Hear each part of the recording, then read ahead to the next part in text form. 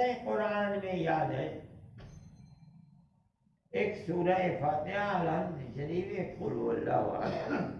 ہر رکعت میں یہی پڑھتے ہیں، ساری زندگی پڑھتے چلے گئے، لیکن پڑھنے کو چھوڑا نہیں. یہ دو سورتیں بڑی اللہ کی صفات ہیں.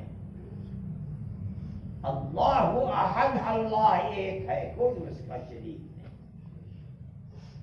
اللہ الصمد، ساری دنیا اللہ کی محتاج ہے، اللہ کسی کا محتاج نہیں.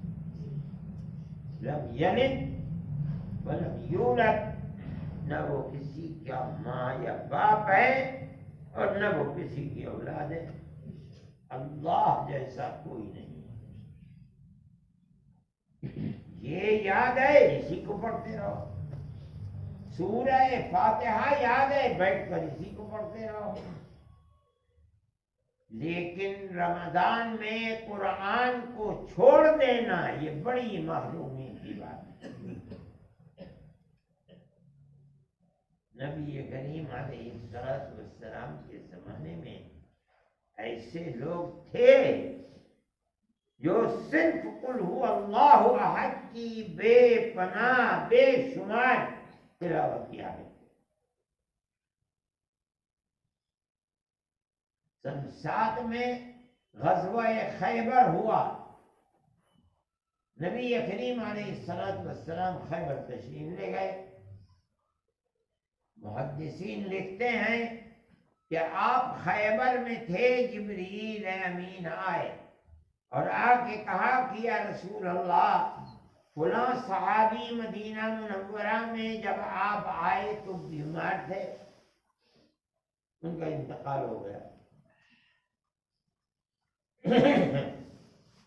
اگر آپ اجازت دیں تو میں ان کے جسم کو، ان کے جنازے کو یہاں لے آؤں، آپ نماز جنازہ پڑھا دیں. آپ نے فرمایا لے آؤ. چنانچہ نماز جنازہ کے لیے جنازہ آ گیا. آپ نے نماز جنازہ پڑھا دی، لیکن آپ نے عجیب و غریب چیز دیکھی کہ ان کے جنازے کو اٹھا کر جو فرشتے آ رہے ہیں، 70,000 فرشتے ان کے جنازے کو اٹھا کے لا رہے ہیں. بڑا تعجب ہوا آپ کو. ایک تو جبریل امین بغیر اللہ کے حکم کے نہیں آتے. اللہ نے انہیں حکم دیا کہ ان صحابی کی نماز جنازہ رسول اللہ سے پڑھواؤ. رسول اللہ اللہ کے حکم کا تابع، کہا اٹھا کے لاؤ. آ گیا جنازہ. سارا کام اللہ کے حکم سے ہو رہا ہے.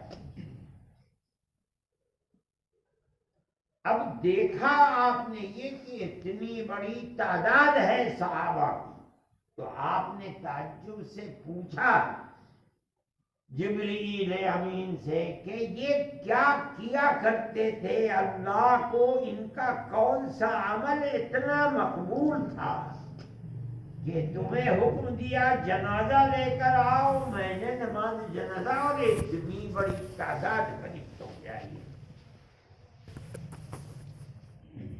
تو جبریل امین نے بتایا کہ یا رسول اللہ، یہ چلتے پھرتے اٹھتے بیٹھتے ہر وقت قل هو اللہ احد پڑھا کرتے. عجیب و غریب چیز ہے. اس لیے کسی کو کچھ یاد نہیں ہے، پڑھنا نہیں آتا اور کچھ، قل هو اللہ احد پڑھتے رہو. اس کی تلاوت مومن کے لیے بہت بڑی سعادت مندی ہے، اللہ سے قربت پیدا کرنے والی چیز ہے. اس سے پڑھنا، اس کا مطلب ہے کہ آدمی کو اس صورت سے محبت ہے. کیوں؟ اللہ کی صفاتیں ہیں.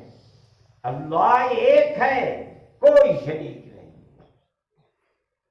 ساری دنیا اللہ کی محتاج ہے، اللہ کسی کا محتاج نہیں. الصمد، نہ اس کی اولاد ہے، نہ اس کی ماں ہے، نہ اس کا باپ ہے، اللہ جیسا با کمال کوئی نہیں۔ جو اس کو پڑھے گا اس کا مطلب ہے کہ اس کو اللہ کی صفات، جس کو توحید کہا جاتا ہے، اللہ جیسا کوئی نہیں ہے، مجھے اپنے اللہ سے محبت ہے۔ جب آپ مدینہ منورہ تشریف لے گئے ہیں تو مدینہ منورہ میں داخل ہونے سے پہلے آپ مدینہ منورہ سے 3 کلومیٹر کا اب فاصلہ ہے، پہلے میل ہوا کرتے تھے۔ ایک جگہ ہے، مسجد ہے قباء، یہ لوگ گئے ہیں لکھا ہوگا۔ سب سے پہلے آپ یہاں رکے ہیں چند دن۔ یہاں ایک خاندان آباد تھا، بنو عمرو بن عوف۔ مدینہ منورہ میں جانے سے پہلے ایمان یہاں کے لوگ لائے۔ سب سے پہلی مسجد یہاں بنائی۔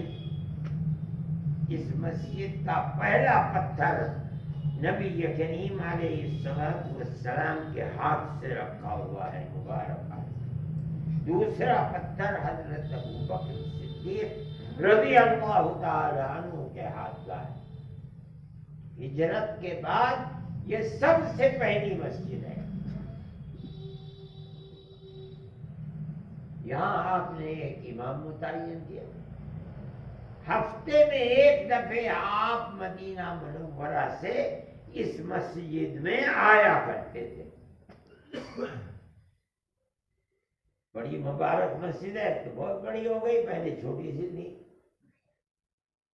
یہاں ایک امام تھے، ہو سکتا ہے اللہ کے نبی نے انہیں امام بنایا ہو، یا اب تو امام تلاش کیا جاتا ہے جو سب سے بیکار ہو، بھائی چلو اسے امام بنا دو۔ وہ سب سے زیادہ نیک،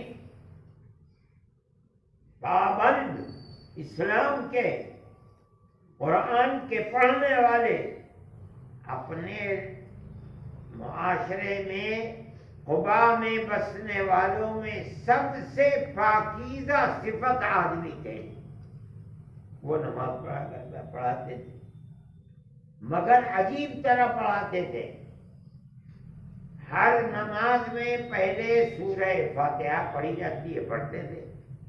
سورہ فاتحہ کے بعد قل هو اللہ احد ضرور پڑھتے تھے۔ قل هو اللہ احد کے بعد پھر کوئی اور سورت پڑھتے تھے۔ لوگوں نے کہا کہ بھئی تم تو اس طرح نماز پڑھتے ہو، اللہ کے نبی بھی ایسے نہیں پڑھتے۔ یا تو قل هو اللہ احد پڑھ کے رکوع کر دو، یا قل هو اللہ احد نہ پڑھو، کوئی اور سورت پڑھو، اس کے بعد رکوع کرو۔ لیکن تم ہر رکعت کے اندر قل هو اللہ احد ضرور پڑھتے ہو۔ اس طریقے کو چھوڑ دو۔ انہوں نے کہا بھائی جس سے چاہے پڑھا لو نماز، میں تو اگر پڑھاؤں گا نماز تو اسی طرح پڑھاؤں گا، ہر رکعت میں قل هو اللہ احد۔ لیکن یہ سمجھتے تھے لوگ کہ ہم میں سب سے زیادہ مستحق امامت کا یہ امام در حقیقت نماز پڑھنے والے اور اللہ کے درمیان میں امام واسطہ اور وسیلہ ہے نماز کی قبولیت کا۔ اس لیے امام وہ ہونا چاہیے جس کا تعلق اللہ سے سب سے زیادہ ہے۔ تو جب نبی کریم علیہ السلام آئے تو لوگوں نے کہا کہ یا رسول اللہ یہ تو عجیب طرح نماز پڑھاتا ہے۔ کیا؟ لوگوں نے عرض کیا کہ یا رسول اللہ ہر رکعت میں سورہ فاتحہ الحمد شریف کے بعد قل هو اللہ احد ضرور پڑھتا ہے۔ تو آپ نے پوچھا، فرمایا پوچھو اس سے کیوں پڑھتا ہے؟ تو اس نے کہا یا رسول اللہ، اس سورت کی ایک ایک آیت میں اللہ کی صفت ہے، پاکیزگی، بلندی، توحید، مجھے اس سورت سے بڑی محبت ہے۔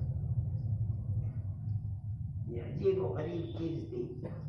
یہ وہ لوگ تھے جن کی گھٹی میں شراب اور جوا اور ہر عیب دنیا کا پڑا ہوا تھا، اگر خدا کی قدرت ہے، اللہ کے نبی کا دامن مبارک ان کے ہاتھ میں آیا، زندگی بدل گئی۔ اب سب سے زیادہ محبت اللہ کی توحید ہے۔ تو آپ نے فرمایا کہ کیوں پڑھتا ہے؟ کہا کہ مجھے محبت ہے۔ فرمایا ان حبک ایہا ادخلک الجنہ، اس صورت سے تیری محبت نے تجھے جنت میں پہنچا دیا۔ مطلب ہے کہ قرآن کی جو آیت یاد ہے، اگر پڑھنا نہیں آتا، پڑھا نہیں جاتا، تو کم از کم مومن کو جو فرض ہے، اور ایسا فرض ہے کہ اللہ ایمان کے بعد سب سے زیادہ ضروری چیز 5 نمازوں کو اپنے وقت میں پڑھنا ہے، اور نماز کے اندر قرآن کا ہونا ضروری ہے، یہ فرض ہے۔ اس لیے اس کی تلاوت کرنا مومن کے لیے بڑی اہمیت رکھنے والی ہے۔ 12 مہینے کا سال ہے، 11 مہینے میں اللہ کا ذکر کرو، جس چیز سے چاہو کرو، لیکن خاص طریقے کے اوپر رمضان میں کثرت کے ساتھ قرآن کی تلاوت، جتنا ممکن ہے تلاوت کرو، جتنا ہو سکتا ہے زیادہ سے زیادہ کرو، یہ بڑی سعادت مندی کی بات ہے۔ اللہ ہم سب کو توفیق عطا فرمائے، اور ہمارے قرآن کے پڑھنے کو قبولیت سے اللہ